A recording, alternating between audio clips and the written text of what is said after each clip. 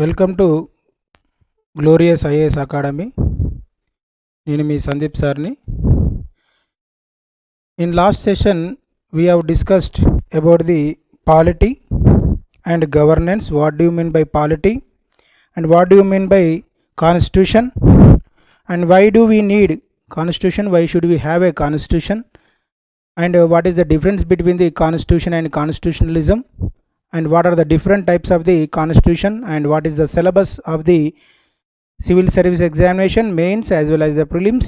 And we have discussed about the APPSC and TSPSC syllabus, and we have already discussed about the trends of the polity and governance, how much weightage that is coming in the examination, various examination from the polity and governance.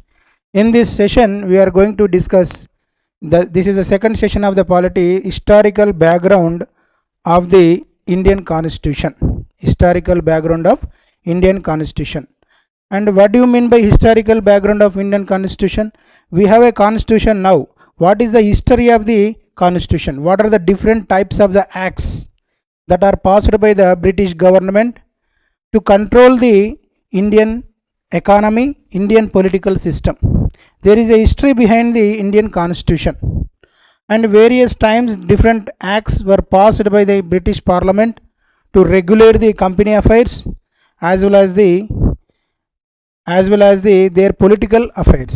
So in this we are, if you go the history, in 1600 a few of British traders, with the permission of the Queen Elizabeth, they came to India as a traders. So the British traders came to India in 1600. After they came to India, they started establishing their own territories. They started establishing their own that trade centers. They started involving in the political and economic affairs of the local kingdoms. They instigated the one kingdom against the another kingdom, and gradually they also involved in the political and economic affairs of the local kingdoms. So the few British traders, they took royal charter from the Queen Elizabeth. Royal charter nothing but it is a permission from the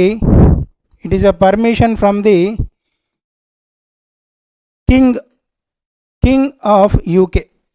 It is a permission of the king of UK. So under the royal charter, the British government, Queen Elizabeth, given the permission to few traders to establish East India Company in India to discharge the trading activities. It is only given the permission for the trading, not the political and other economic activities.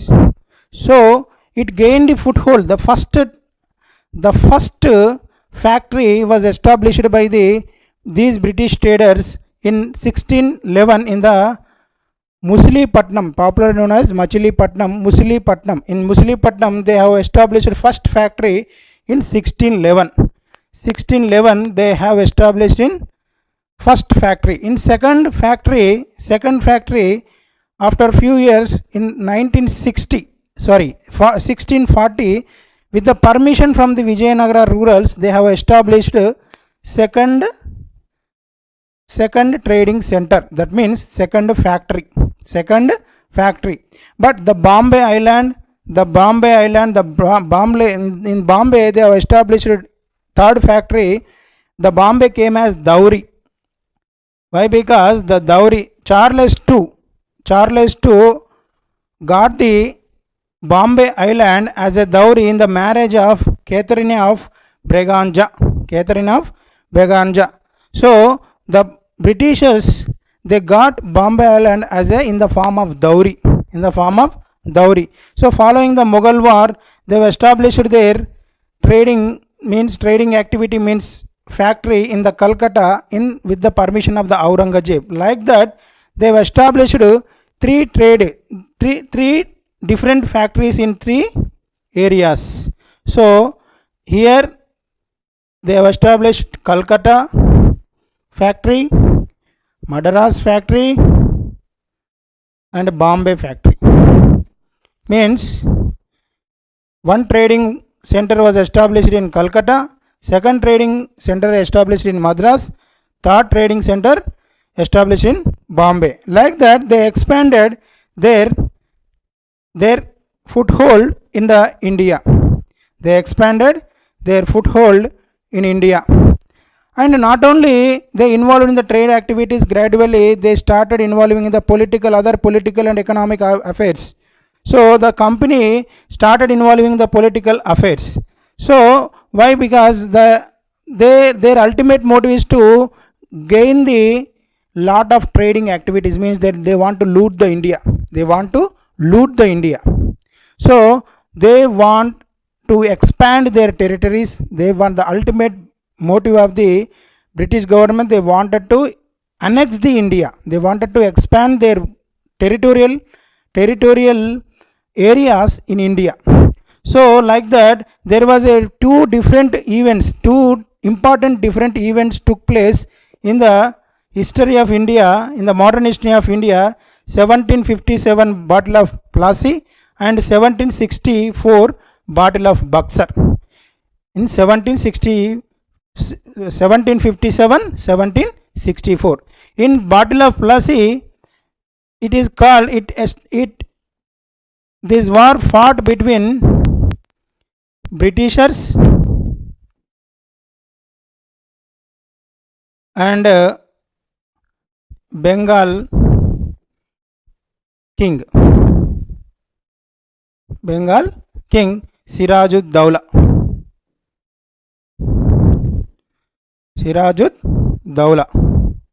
So with the help of the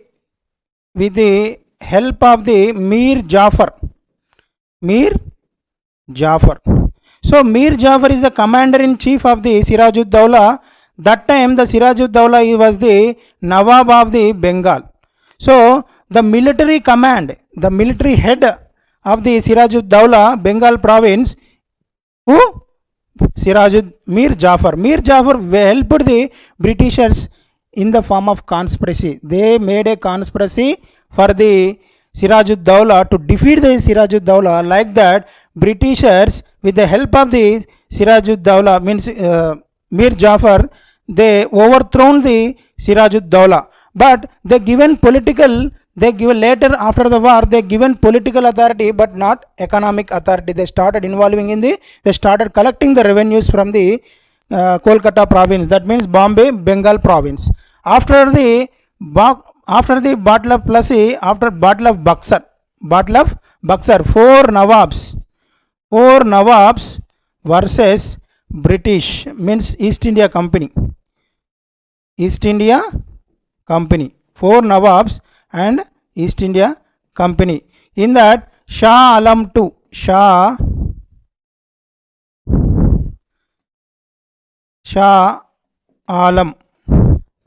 of Mughal Emperor was defeated. So in the Battle of Buxar, four Nawabs, one of Nawab is the Mughal, and another one is from the Awadh, and another from the Bengal, and another from the Calcutta. They combinedly fought against the East India Company. East India Company overthrown the Shah Alam of II, and Mughal Emperor was defeated. But the political authority was given to the Mughal emperors, but economic authority was taken by the economic, means revenue collection and Diwani powers. Diwani means an officer in the court of kingdom. Diwan, nothing but officer in the court of kingdom. They have established their own Diwan to collect the revenues from the provinces.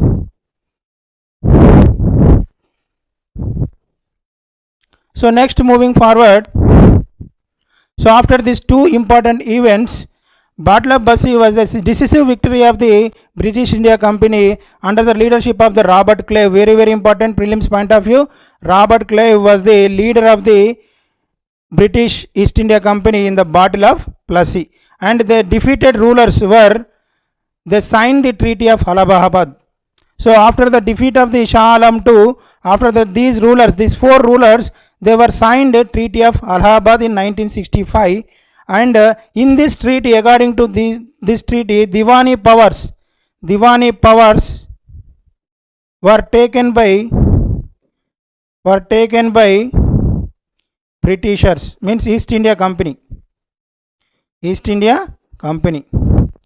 So which allowed them to collect the revenue from the territories of Bengal, Bihar, Odisha. So the Nawabs of the Bengal, Bihar, Orissa and the Calcutta, four Nawabs were fought against the Britishers. They signed a Treaty of Allahabad. Next moving forward,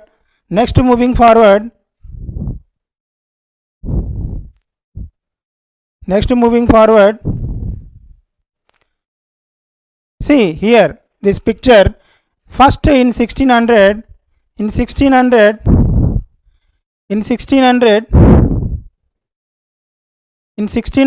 they came as traders, right? And after battle of Buxar, battle of Plassey and battle of Buxar, they took the Diwani powers. A Diwan was established, a officer was established in the court of the kingdom, and over a period of time, after the 1773 Regulating Act, and after 13 and after 33, 1833, 1853 and 18 with the 1853 of Government Act, they took the powers of the East India Company taken by the British Crown. So that's meant first they came as the traders, they occupied the India with the two events, they gradually occupied the 50% of India, and ultimately these possessions were taken by the British government. First traders, then they established their economic activities, they started involving the political affairs, then they taken by the Britishers. Like that, the Britishers came as the traders and they become the political power. Ultimately, that political power of the company was taken by the British government.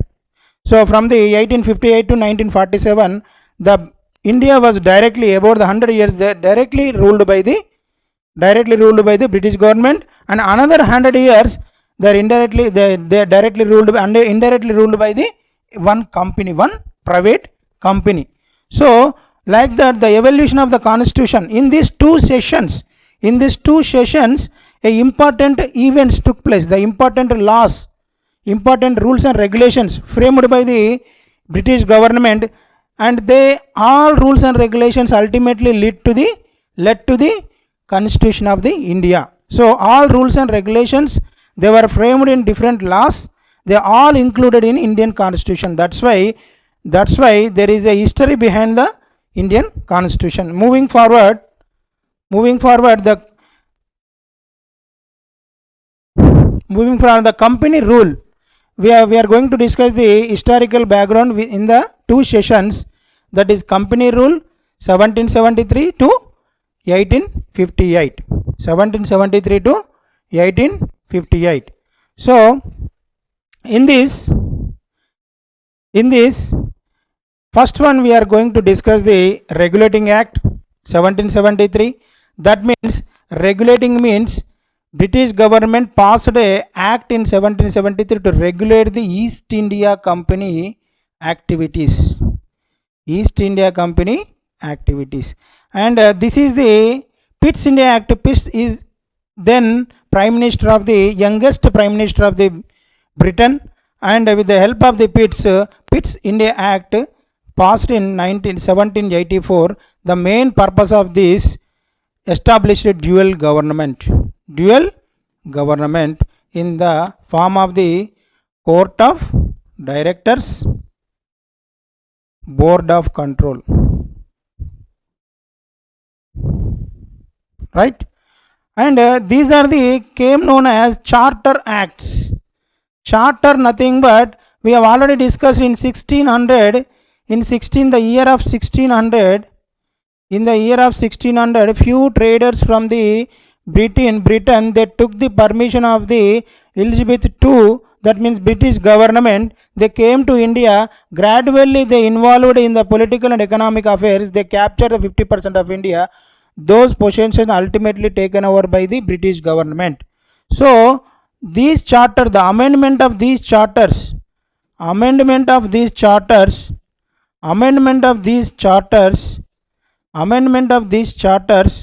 are the Charter Acts. Charter Act nothing but amendments to this charter in various periods, in various years, and various acts passed by the British Parliament. Those amend the Charter Acts. So this is completely Charter Act nothing but they amended the Charter Acts.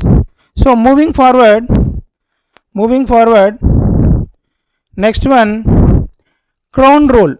We already discussed. You have to remember three important events: 1600 and 1773 to 1858 and 1858 to 1947. So here East India Company came to India, and this period British Parliament controlled the East India Company. In this period British Parliament controlled the East India Company, and here British government directly ruled the India. So the company evolved till 1773, and company indirectly controlled by the government. Here the government directly ruled the India. So these three important sections you have to remember. Next one, in next session, here the Government of India Act. In this period, Crown Rule, why we need call Crown Rule? Why we call Crown Rule? Why? Because directly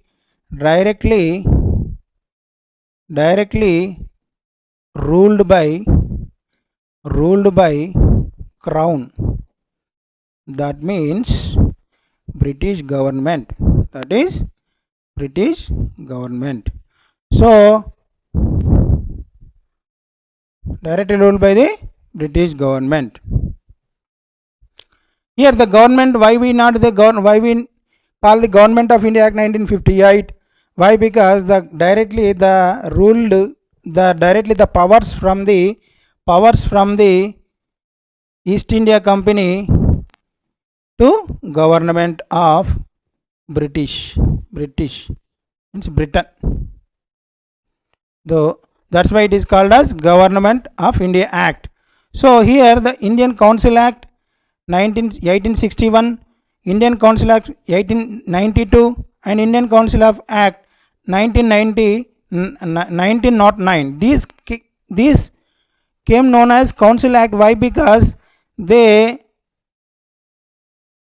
provide the expansion of the councils. They established rules and regulations for the council. They expanded the membership of the council. So these acts contain the lot of provisions regarding to the councils. Council nothing but Parliament. Today we known as Parliament. Council nothing but Parliament. At the government, we are going to discuss the Government of India Act 1919 and Government of India Act 1935, and finally India Independence Act 1951, which gives independence to India.